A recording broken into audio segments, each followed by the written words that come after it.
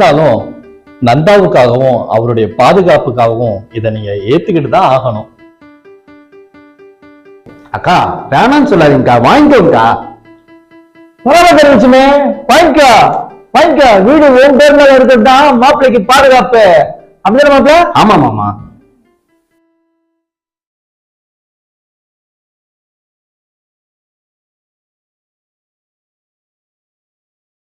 மாப்பிள்ள உனக்காக எவ்வளவு பெரிய காரியம் செஞ்சுக்கிறான் பாரு.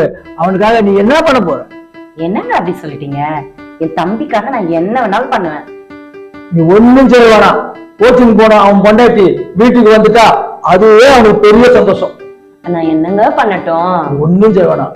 மாமனார் கிட்ட மன்னிப்பு கேளு. என்னது? மாப்பிள்ள நீ வைக்கல அனுப்பிச்சுட்டு வா, நம்ம நல்ல வீட்டுக்கு போவோம். சரி மாமா. சார் வாங்க சார்.